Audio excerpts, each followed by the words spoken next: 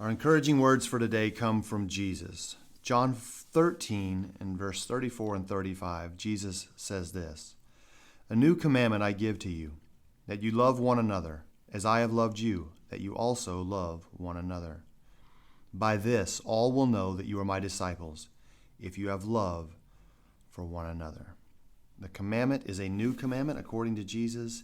It is an amazing commandment, and it'll be a lifetime of working this commandment out, I think, if we're dedicated to it. Love one another. This is, you think, how will the world know that I'm a disciple? Well, I'll put on a shirt that says, I love Jesus. I love Jesus. Ask me about the Lord. Well, we can do those things, but that's not how the world finds out that you are his disciple. The world's going to know by the way you turn and love other disciples of Jesus Christ. Yeah, and this is something I thought a lot about. I wrestled with this passage, that there's obviously a standard of love and devotion to another that is noticeable here. It's unique. And of course, when it says a new commandment, this is not saying that it's just a new commandment out of the blue. No one ever heard this before. The new there denotes a newness of quality, not a newness in time. So this is a qualitative commandment. Your love is going to be so unique. It's so above the normal that people are going to realize this comes from a different source. That this person is a Christian. They follow Jesus because they're behaving like he does. Yeah. They're acting like he does. And I used to think, well, how is that demonstrated to the world, though? How do they understand when I do this for a brother or sister, because we're loving one another as disciples? This isn't talking about how we're interacting with the world. Right. How are they going to see that? Because that's kind of it's more of a private thing. It sure is. But they're going to hear about things like this. The word's going to get around that, man, these people do this for each other. They're a tight group. They do some things that I wish people would do for me. Yeah.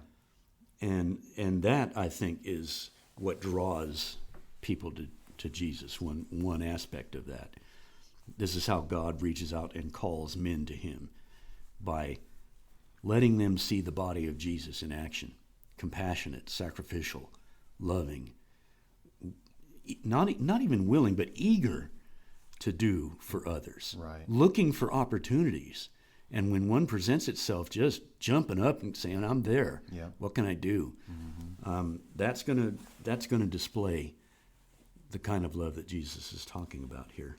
That's what I was thinking too, that you have this, there's a timeline to it. You give something like for your family. You've done so much for your kids through the years, and they'll never know all the things you've done for them. You can't recount them. You don't remember, but you were there, you did it. It's all those things that we do in love because we truly do love our children. And somebody, somewhere down the line says, that guy sure does love his kids. Well, how do they know that? Because it has been shown consistently, so that it's not just I'll try. It's a long-term thing that we would give ourselves. And he says to them, you love one another as I've loved you. Now, Jesus has told them he loves them many times. He's talked to them about love. He's talked about the love of God. I'm sure they believe that he loves them. He's with them at all times. They're walking with him. They seem to care deeply for him. But it's on the cross is when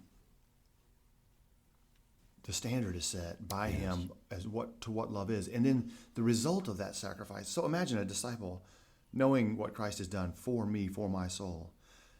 The outcome of that, by God's will, that Jesus stood in that place for me. And then he says, now you love others the way I've loved you. It's not hard to figure out what length I should go to show my love for my brother. And like you said, if someone says, I need help with this, I need help with that, it's that just a spontaneous second nature. I'll be there. When is it? I have a truck. I'll help you move. Yeah. I'll do this. I'll do Whatever that. it is. Whatever Yeah. it is. I'll come to your house and read scripture to you, while you're getting over your illness. What a blessing that would be to demonstrate love for you in your hour of weakness or sickness or darkness, whatever it may be. That there's opportunity all around us all the time to do that, isn't there? Yeah, and it's I've always heard the old formula given by old timey preachers, and I don't hear it so much anymore. It may need to be mentioned again. Is ability plus opportunity equals responsibility. Yeah. A plus O equals R, and we just accept that. When an opportunity presents itself, and I see I have the ability to meet that, then there should be no hesitation. My responsibility is to help with that. And it really doesn't matter to what lengths it has to go. Jesus gave it all for us. I know. So where are my limits? If the situation demands it, I need to give everything to help somebody or to help a situation. I need to be willing to give it all up because it's God's anyway. And I'm going to glorify Him by doing that because that's what Jesus did. That's right. So Jesus says in John 14:15, if you love me, keep my commandments. And in our passage today, a new commandment I give to you. So if we're going to love Jesus, we better be listening. Love one another just as I have loved you, that you also might love one another. By this, all will know that you are my disciples, if you have love for one another.